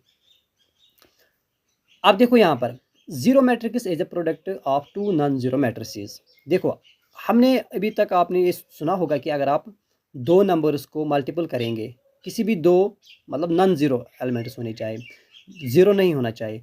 2 × 5 करेंगे, -2 × 6 लिखेंगे, कोई भी दो एलिमेंट्स आप लेंगे, क्या उनका प्रोडक्ट अगर आप करेंगे कभी जीरो आ सकता है? नहीं आ सकता है। जब आप कभी भी दो एलिमेंट्स को जो नॉन जीरो होंगे, मतलब जीरो नहीं होंगे, जीरो के अलावा होंगे, किसी भी दो एलिमेंट्स को आप मल्टीपल करो, वो कभी भी जीरो नहीं आएगा, ये बात याद रखना। लेकिन ऐसा यहाँ पे हो सकता है, मैट्रिक्स में ऐसा पॉसिबल होता है, ऐसी चीज़ें मैट्रिक्स में पॉसिबल होती है। अगर आप ए एक मैट्रिक्स लोगे, बी दूसरी लोगे, तो उनको आप प्रोडक्ट करने पर जीरो आ सकता है, ठीक है। इंपॉर्टेंट वही कह रहा है कि zero matrix is a product of two non zero matrices. अगर आप देखो यहाँ पर मैंने दो मैट्रिसेस दी है 0 1 0 2, ये नॉन जीरो है, मतलब ये जीरो के इक्वल, जीरो मैट्रिक्स तो नहीं है, ये भी जीरो मैट्रिक्स तो नहीं है, क्योंकि जीरो मैट्रिक्स वो होती है जिसमें सारे एलिमेंट जीरो होंगे। यहाँ पर कुछ एलिमेंट जीरो है लेकिन सारे नहीं हैं, तो इनको हम जीरो मैट्रिक्स नहीं कहेंगे, ठीक है। लेकिन आप इनको प्रोडक्ट करो, इनके प्रोडक्ट करने पर ये जीरो ही आएगा, ठीक है। इसको आप कर सकते हैं, तो ये जीरो आएगा। जब ये जीरो आएगा तो इसका क्या मतलब है कि दो नॉन जीरो मैट्रिक्स ना हम तो इसका मतलब क्या होगा, दो नॉन जीरो मैट्रिक्स को हमने मल्टीपल किया और मल्टीपल करने पर क्या आ गया, मल्टीपल करने पर आ गया जीरो मैट्रिक्स, ठीक है। तो ये बात याद रखना। अब हम आगे जाते हैं, देखेंगे इसमें क्या है इंपॉर्टेंट। तो इसी तरह से जिस तरह से हमने एडिशन में इसकी प्रॉपर्टीज़ पढ़ी है, इसी तरह से मल्टीप्लिकेशन में भी इसकी प्रॉपर्टीज़ है। पहली प्रॉपर्टी कह रही है कि एसोसिएटिव प्रॉपर्टी, ठीक है, याद रखना। एसोसिएटिव प्रॉपर्टी का मतलब अगर आप दो को पहले मल्टीपल करेंगे फिर सी के साथ उसको मल्टीपल करेंगे, ठीक है, या अगर आप पहले बी सी को करेंगे फिर ए के साथ करेंगे, ये होती है एसोसिएटिव प्रॉपर्टी। डिस्ट्रीब्यूटिव होती है अगर आप बी प्लस सी लेंगे पहले, फिर ए से मल्टीपल करेंगे, तो उसका मतलब होता है ए बी के साथ मल्टीपल होगा प्लस ए सी के साथ मल्टीपल होगा। इसी तरह से अगर सी यहाँ पर आएगा, मतलब कोई एलिमेंट कोई मैट्रिक्स यहाँ पे आएगी, ये ए बी सी यहाँ पर क्या है, मैट्रिसेस। ए प्लस बी इंटू सी, ए सी प्लस बी सी के इक्वल होता है। ज़्यादा इंपॉर्टेंट नहीं है। इंपॉर्टेंट क्या है ये देखो, the existence of multiplicative identity. देखो अब एडिटिव आइडेंटिटी मैंने बताई जीरो। अब देखो अगर हम 2 को मल्टीपल 1 करेंगे क्या आएगा, 2 आएगा। दुनिया का कोई भी नंबर 100 को मल्टीपल 1 से करो 100 ही आएगा। तो क्या मतलब है इसका, -2 को मल्टीपल 1 से करो -2 ही आएगा। तो 1 के मल्टीपल करने से, 1 के मल्टीपल करने से, यहाँ पर भी 1 के मल्टीपल करने से इस नंबर पर कोई फ़र्क नहीं पड़ती है, ये नंबर फिर भी वही रहता है जो ये पहले था। तो ऐसे में हम 1 को कहते हैं मल्टीप्लिकेटिव आइडेंटिटी नंबर्स में। Multiplicative identity. तो एक ऐसा नंबर जो हम मल्टीपल करने पर उस नंबर पर कोई फ़र्क नहीं पड़ती है, उसका रिजल्ट वही आता है। तो 1 को क्या कहते हैं हम? Multiplicative identity. यह है रियल नंबर की बात। और 0 को ऐड करने पर उस नंबर पर कोई फ़र्क नहीं पड़ते है, 0 को कहेंगे एडिटिव आइडेंटिटी, 1 को कहेंगे मल्टीप्लिकेटिव आइडेंटिटी। लेकिन मैट्रिक्स में क्या होता है? मैट्रिक्स में 1 0 0 1, इसको हम कहेंगे आइडेंटिटी मैट्रिक्स। या 3x3 अगर लेंगे 1 0 0 0 1 0 0 0 1, इसको कहेंगे आइडेंटिटी मैट्रिक्स, याद रखना। तो जो ये आइडेंटिटी मैट्रिक्स होती है, जिस तरह से हम 1 मल्टीपल करने से उस पर कोई फ़र्क नहीं पड़ती है, इसी तरह से अगर हम इस आइडेंटिटी मैट्रिक्स से किसी भी मैट्रिक्स को मल्टीपल करेंगे, ठीक है, तो रिजल्ट क्या आएगा? रिजल्ट वही मैट्रिक्स वापस आएगी। ठीक है, तो अगर आप a इंटू आई करेंगे, आई मतलब आइडेंटिटी, वो किसके इक्वल होगा? a के ही इक्वल।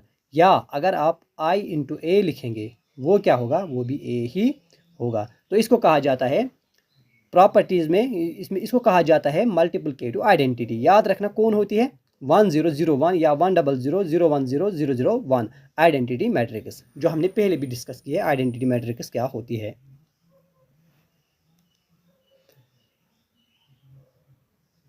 अब यहाँ पर देखो एक छोटा सा क्वेश्चन यहाँ पर मैंने लिया है कि अगर आपके पास n इक्वल टू पी है, n क्या है? इक्वल टू पी, बस इतना है। फिर क्या कह रहा है कि then order of a matrix 7x minus 5z क्या होगा? 7x माइनस 5z जो मैट्रिक्स होगी, इसका ऑर्डर क्या होगा? तो ये n क्या है? n इसका ऑर्डर है, p इसका ऑर्डर है। ठीक है, तो इनका ऑर्डर क्या होगा? इसका मतलब होगा कि अगर आप x माइनस z निकालेंगे, उसका ऑर्डर क्या होगा? ठीक है, n किसके इक्वल है? देखो मैंने आपको बताया डिफरेंस में हो या एडिशन में, इनका ऑर्डर सेम होना चाहिए। जो इसका ऑर्डर होगा वही दूसरी मैट्रिक्स का ऑर्डर होगा, प्लस करेंगे या माइनस करेंगे। जो इसका ऑर्डर होगा, अगर इसका m होगा, इसका n होगा, तो इसका मतलब m और n इक्वल होने चाहिए। अब अगर इसका ऑर्डर n है, इसका ऑर्डर p है, ठीक है, तो p और n क्या होगा? इक्वल होगा, p और n इक्वल होगा। तो जो ऑर्डर होगा वो या तो p इंटू एन होगा या n इंटू पी होगा। अगर ये दोनों इक्वल है, ठीक है, तो इसका ऑर्डर क्या होगा? p into N. तो नेक्स्ट इंपॉर्टेंट टॉपिक की तरफ हम बढ़ रहे हैं, जो कि है ट्रांसपोज ऑफ ए मैट्रिक्स क्या होता है। ट्रांसपोज क्या होता है आराम से देखेंगे। देखो सिंपल लैंग्वेज में बताता हूँ, पहले समझाता हूँ, फिर यहाँ पर जो लिखा हुआ है इसको भी समझाता हूँ। सबसे पहले हम यहाँ पर एक मैट्रिक्स देंगे 1 2 3 4, इस तरह से पहले हम 2x2 लेंगे, इस पर करेंगे। ए ट्रांसपोज अगर हम निकालेंगे, ए ट्रांसपोज, तो ए ट्रांसपोज हम इस तरह से डिनोट करते हैं, या हम लिख सकते हैं ए पावर सी। ठीक है, इस तरह से भी हम लिख सकते हैं। तो ये क्या होता है? बेसिकली ए ट्रांसपोज का मतलब होता है जब आप रोज को कॉलम में इंटरचेंज करते हैं। ठीक है, रोज को आप इंटरचेंज करेंगे कॉलम में, मतलब जो रोज होंगी उनको कॉलम बनाएंगे, जो कॉलम होंगे उनको रोज बनाएंगे। कैसे होता है? देखो यहाँ पर 1 है तो 1 आ गया, फिर यहाँ पर इस तरह से ये कॉलम है, इसको हम रो बनाएंगे।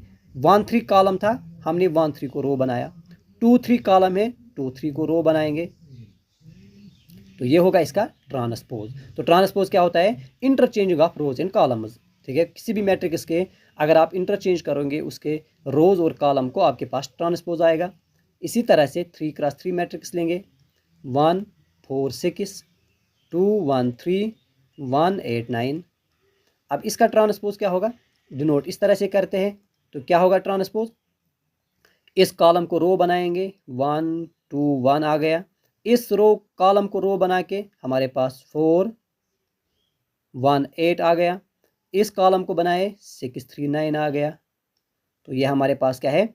ये होगा हमारे पास ट्रांसपोज। तो क्या होता है? लेट, अगर आपके पास कोई भी मैट्रिक्स है ए आई जे जिसका ऑर्डर m क्रॉस n है, मैट्रिक्स है, then the matrix obtained by, जो मैट्रिक्स हम ऑब्टेन करेंगे कब? By interchanging rows and columns of A के रोज और कॉलम्स को इंटरचेंज करने के बाद is called transpose of A, उसको हम ए का ट्रांसपोज कहेंगे। Transpose of a matrix A is denoted by A power C होगा यहाँ पे, या ए पावर टी भी लिख सकते हैं, पावर यहाँ पर होगा। In other words if A equal to this, अगर ए कोई भी मैट्रिक्स है तो ए ट्रांसपोज होगा ए आई जे। अब इसका जो ये होता है ऑर्डर, देखो यहाँ पर मैंने स्क्वायर मैट्रिक्स ली। अगर आपके पास कोई और मैट्रिक्स होगी, जैसे कि एग्जांपल लेते हैं 1 2 3 1 5 6। इसका ऑर्डर क्या है 2:3, याद रखना 2:3। अब अगर इसका ट्रांसपोज करेंगे तो क्या होगा 1 1 2 5 3 6। मोस्ट इंपॉर्टेंट पॉइंट, अब इससे क्या होगा, अब इसका ऑर्डर इसका रिस्प्रोकल होगा, मतलब चेंज होगा। पहले 2:3 था, अब 3:2 आएगा। तो याद रखना ट्रांसपोज करने से क्या होता है, ऑर्डर भी चेंज होता है, ऑर्डर भी चेंज होता है। आई बात समझ में? तो उम्मीद करता हूँ कि ये ट्रांसपोज ऑफ मैट्रिक्स आपको समझ आया है। सिंपली रोज और कॉलम्स को आपको इंटरचेंज करना है, ठीक है। अब इसके बाद क्या होता है, properties of transpose of matrix. जो मैट्रिक्स होगी उसके प्रॉपर्टीज क्या होगी ट्रांसपोज के, ट्रांसपोज की मैट्रिक्स, ट्रांसपोज ऑफ मैट्रिक्स जो होता है उसकी प्रॉपर्टीज। सबसे पहले देखो, अगर आप ए को ट्रांसपोज करेंगे, उसको होल ट्रांसपोज करेंगे, वो ए के ही इक्वल आता है। मोस्ट इंपॉर्टेंट है।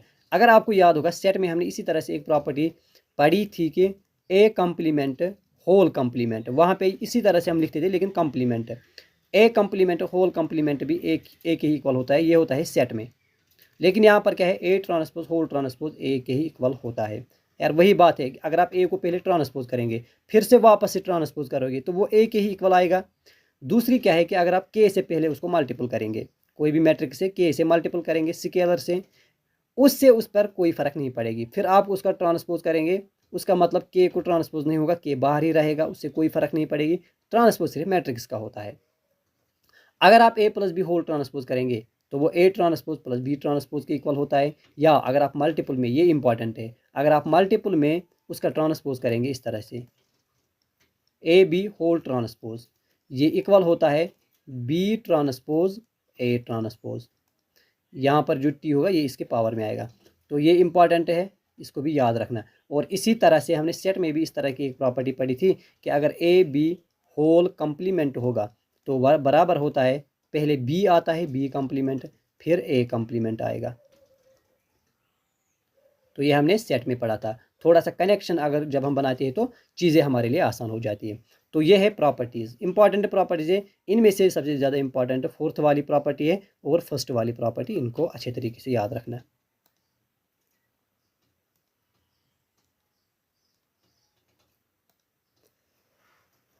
अब इसके बाद हम आते हैं नेक्स्ट इंपॉर्टेंट कंसेप्ट पर, वो है symmetric and skew symmetric matrices.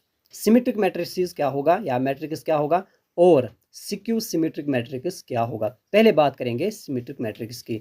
आसान है, समझते हैं। यहाँ पे देखो, सबसे पहले क्या होता है, जब भी आपके पास ए होगी कोई भी मैट्रिक्स, उसका आप ट्रांसपोज देंगे। अगर ए ट्रांसपोज ए के इक्वल होगा तो उसको कहेंगे सिमेट्रिक। क्या कहेंगे, सिमेट्रिक। अगर A transpose equal to minus A आ गया तो उसको कहेंगे सिक्यू सिमेट्रिक। सिंपल है। क्या है कि देखो, कोई भी मैट्रिक्स आपके पास होगी, जब हम ट्रांसपोज करते हैं कोई और मैट्रिक्स आते हैं, लेकिन कुछ केस ऐसे होते हैं कि जहाँ पे अगर आप ट्रांसपोज करोगे तो वो मैट्रिक्स वही रहती है, ठीक है। ऐसी मैट्रिक्स को कहेंगे हम सिमेट्रिक।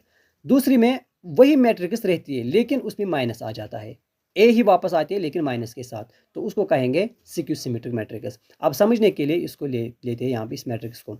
यहाँ पर मैट्रिक्स क्या है, 3 2 1 -1 3 -1 एंड 1। अब इसको हम यहाँ पर लेंगे, देखो इसका आप ट्रांसपोज निकालिए तो क्या होगा, इसका ट्रांसपोज होगा इस तरह से, √3 आ गया यहाँ पे, फिर क्या आएगा 2 यहाँ पे आएगा, 3 यहाँ पे आएगा, मतलब कॉलम को मैंने रो बनाया। अब दूसरा देखिए 2 -1.5 2 -1.5 और -1, फिर क्या आ गया, इसको रो बनाए 3 -1 1 3 -1 1। अब देखो क्या आ गया, जो यहाँ पे है ए मैट्रिक्स वही ट्रांसपोज करने पर आ गई, ये वापस यही आ गई। देखो √3 2 3 2 -1.5 -1 3 -1 1 3 -1, मतलब सेम आ गई। तो इसका मतलब होगा ये मैट्रिक्स क्या होगी, ये मैट्रिक्स होगी सिमेट्रिक। क्या होगी, सिमेट्रिक मैट्रिक्स। आई बात समझ में? इसी तरह से होती है दूसरी सिमेट्रिक मैट्रिक्स।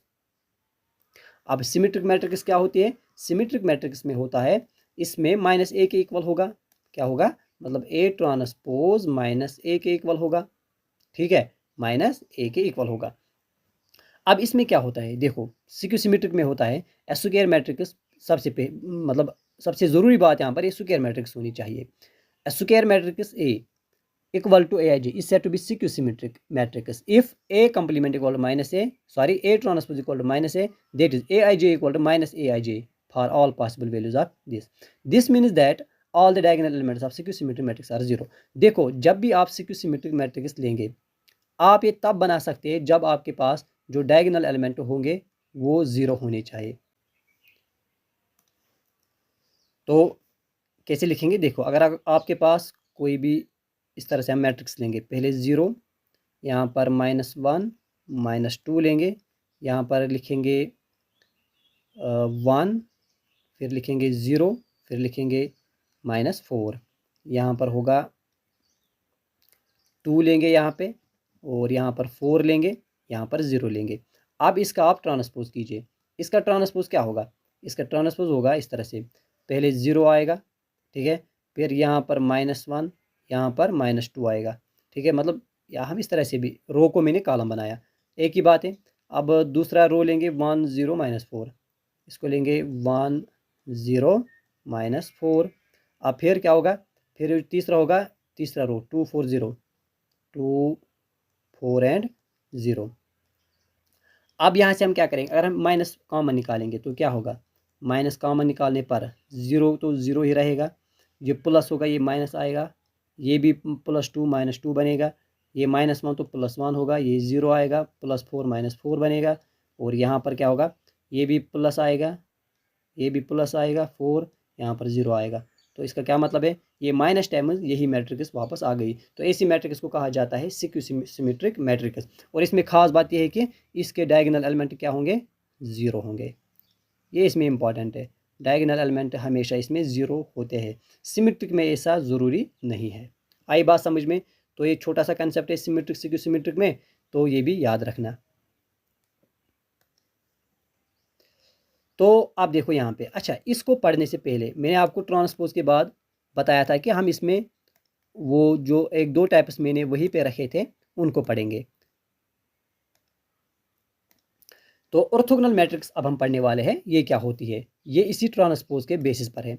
ऑर्थोगोनल मैट्रिक्स एक ऐसी मैट्रिक्स होती है जब हम ए को ट्रांसपोज करेंगे, ए को ट्रांसपोज करने पर फिर ए से मल्टीपल करेंगे, अगर वो आई के इक्वल आ गया, मतलब आइडेंटिटी मैट्रिक्स के इक्वल आ गई, तो ऐसी मैट्रिक्स को हम कहते हैं ऑर्थोगोनल मैट्रिक्स। याद रखना, ऑर्थोगोनल मैट्रिक्स का मतलब जब ए ट्रांसपोज ए आई के इक्वल होगा, ए आपके पास मैट्रिक्स होगी, फिर उसको ट्रांसपोज करना है, ए को करना है ट्रांसपोज, फिर इन दोनों को आपस में मल्टीपल करना है, अगर वो आई के इक्वल आ गया तो हम कहेंगे ये है ऑर्थोगोनल मैट्रिक्स।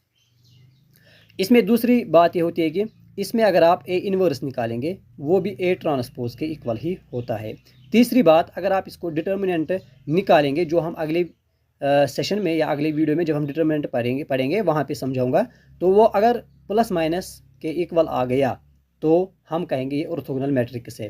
तो आपको अगर क्वेश्चन आएगा कि which of the following is true regarding the orthogonal matrix, इस तरह से आपके पास ऑप्शंस होंगे, याद रखना, इनको याद रखना कि ए ट्रांसपोज ए आई के इक्वल होता है, ए इनवर्स ए ट्रांसपोज के इक्वल होता है, डिटर्मिनेंट इसका प्लस माइनस में आता है, याद रखना।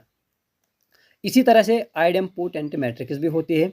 क्या होती है कि अगर आप ए कोई भी मैट्रिक्स आपके पास है, अगर आप उसका स्क्वायर करेंगे, क्या करेंगे, ए आपके पास है, फिर उसको मल्टीपल करेंगे ए के साथ, तो क्या होगा ए स्क्वायर। अगर वो ए स्क्वायर किसके इक्वल आ गया, ए के ही इक्वल आ गया, तो हम कहेंगे वो है आइडेम्पोटेंट मैट्रिक्स। इसी तरह से अगर आप ए को कोई नंबर पावर करने पर 1 या ए स्क्वायर करेंगे या ए क्यूब करेंगे, ए 4 करेंगे, कहीं पर भी अगर ये 0 आ गया, ठीक है, तो हम कहेंगे वो है निलपोटेंट मैट्रिक्स। क्या कहेंगे, ए स्क्वायर पर आ गया, ए क्यूब पर आ गया, अगर ए के पर होगा, के कोई भी नंबर होगा, ठीक है, अगर उस पर 0 आ गई, यहाँ पर क्या है ए स्क्वायर, लेकिन अगर ए को कोई कुछ पावर करने पर 0 आ गया, तो ऐसी मैट्रिक्स को हम निलपोटेंट मैट्रिक्स कहेंगे। समझ आया, तो याद रखना निलपोटेंट मैट्रिक्स। तो ये बेस्ड थी किस पर, ट्रांसपोज पर, इसीलिए मैंने ये अब बताया। अब यहाँ पर देखो एक इम्पॉर्टेंट ये थ्योरम आती है बेसिकली, लेकिन आपको स्टेटमेंट के बेस पर इसको ऐसे ही याद रखना है, इसका स्टेटमेंट इसका प्रूफ नहीं लिखना है, बस याद रखना है क्या होता है।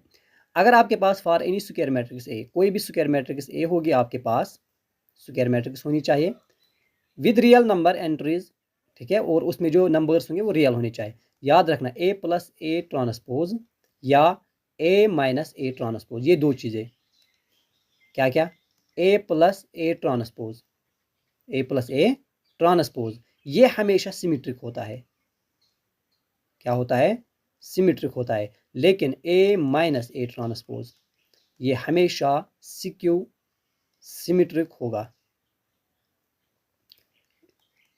छोटा सा कंसेप्ट है, इसको याद रखना। ए प्लस ए ट्रांसपोज हमेशा सिमेट्रिक होगा, ए माइनस ए ट्रांसपोज हमेशा सिक्यू सिमेट्रिक होता है, ठीक है।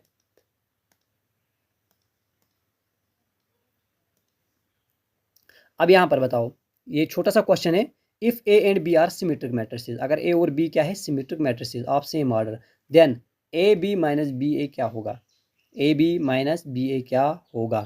तो याद रखना, अगर ए और बी सिमेट्रिक होती है तो ए बी माइनस बी ए क्या होगा, तो याद रखना ए बी माइनस बी ए हमेशा सिक्यू सिमेट्रिक होगा, क्या होगा, सिक्यू सिमेट्रिक होता है। अगर ए और बी आपके पास सिमेट्रिक है तो ए बी माइनस बी ए क्या होता है, सिक्यू सिमेट्रिक होता है। तो आपको याद रखना है ये, अगर ए और बी क्या होगी, कोई भी दो स्क्वायर मैट्रिक्स होती है तो फिर क्या होगा, ए बी प्लस बी ए हमेशा सिमेट्रिक होगा और ए बी माइनस बी ए हमेशा सिक्यू सिमेट्रिक होता है। इंपॉर्टेंट है, इसको याद रख। अब यहाँ पर आता है इन्वर्टिबल मैट्रिसेस क्या होता है। इन्वर्टिबल मैट्रिसेस क्या होता है, इन्वर्टिबल मतलब इन्वर्स। अगर ए आपके पास कोई स्क्वायर मैट्रिक्स है जिसका ऑर्डर क्या है एम, उसका ऑर्डर क्या होगा एम, ए कोई भी स्क्वायर मैट्रिक्स होगी, स्क्वायर मैट्रिक्स होनी चाहिए इन्वर्टिबल के लिए। देखो आपसे क्वेश्चन पूछा जाएगा कि अगर हमें इन्वर्स निकालना होगा किसी मैट्रिक्स का तो उसके लिए मैट्रिक्स कौन सी होनी चाहिए, तो याद रखना स्क्वायर होनी चाहिए, square matrix. And if there exists another square matrix, अगर वहाँ पे एग्जिस्ट करेगी एक और square matrix B of same order, उसका भी यही ऑर्डर होगा, such that A B equal to B A equal to I, then B is called the inverse matrix of A and is denoted by A inverse, ठीक है। अब देखो समझाता हूँ यहाँ पे, अगर ए आपके पास कोई स्क्वायर मैट्रिक्स है, बी भी आपके पास कोई स्क्वायर मैट्रिक्स है, अगर ए बी इनको प्रोडक्ट करने पर बी ए के इक्वल आ गया, इक्वल टू आई के इक्वल आ गया, ये कंडीशन सेटिस्फाई हो गई, तो हम बी को कहेंगे इनवर्स ऑफ ए, क्या कहेंगे, बी को हम ए का इनवर्स कहेंगे। जब भी ए आपके पास कोई मैट्रिक्स होगी, अगर वहाँ पर एग्जिस्ट दूसरी मैट्रिक्स करेगी B such that A B equal to B A equal to I, तो हम कहेंगे बी क्या है, उसकी इनवर्स है। तो हम कहते हैं इस तरह से हम लिखते हैं A inverse equal to B. तो ये होती है इन्वर्टिबल मैट्रिक्स। तो इस पर एक इंपॉर्टेंट कंसेप्ट आता है, इंपॉर्टेंट क्वेश्चन कि अगर ए और बी इन्वर्टिबल मैट्रिसेस है सेम ऑर्डर की, तो ए बी का होल इन्वर्स जो होता है वो इक्वल होता है बी इन्वर्स ए इन्वर्स। तीन तरह की हमने इस तरह के स्टेटमेंट्स पढ़े, सेट में भी पढ़ा, ट्रांसपोज में भी पढ़ा, अब इन्वर्स में भी पढ़ा। सेट में पढ़ा कि अगर ए बी का होल कंप्लीमेंट होता है, बी कंप्लीमेंट ए कंप्लीमेंट। ट्रांसपोज में पढ़ा कि ए बी होल ट्रांसपोज किसके इक्वल होता है, बी ट्रांसपोज ए ट्रांसपोज। और अब इन्वर्स में पढ़ा कि A B whole inverse equal to होता है बी इन्वर्स ए इन्वर्स को, ठीक है। तो तीन तरह से हमने इसको पढ़ा है। तो ये होती है इन्वर्टिबल मैट्रिक्स।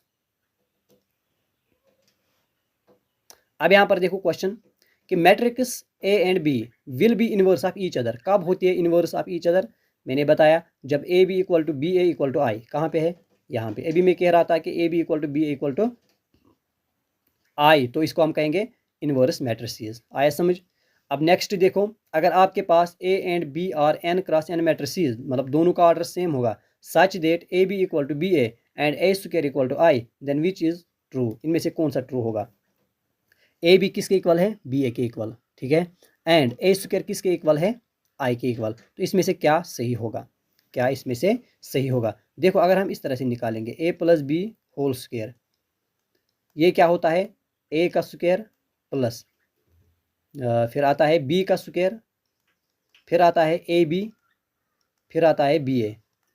यहाँ पर टू ए बी नहीं आएगा, क्यों नहीं आएगा, क्योंकि हम मैट्रिक्स में मल्टीप्लिकेशन कम्यूटेटिव नहीं होता है। अब यहाँ पर क्या कह रहा है, ए स्क्वायर किसके इक्वल है, आई के, तो ए स्क्वायर की जगह आई लिखो, प्लस क्या आएगा B square, plus A B और बी ए इक्वल है, ये दोनों क्या है इक्वल है, तो ये क्या आएगा टू टाइम्स ए बी, जब ये इक्वल होगा। तो इसका मतलब option second B will be the right answer. तो इसको भी करें। नेक्स्ट क्वेश्चन क्या है कि let A be a real matrix such that A transpose A equal to I, then इनमें से क्या सही होगा। ये मैंने अभी आपको बताया। तो इसमें सही क्या होता है, इसका डिटर्मिनेंट हमेशा प्लस माइनस में आता है। आई बात समझ में। नेक्स्ट देखेंगे यहाँ पर क्या है। नेक्स्ट अब हम पढ़ेंगे डिटर्मिनेंट्स, लेकिन इसको हम अगले वीडियो में देखेंगे। ठीक है, तो आज का वीडियो यहीं तक रखेंगे। उम्मीद करता हूँ कि आज का ये सेशन आपको पसंद आया है।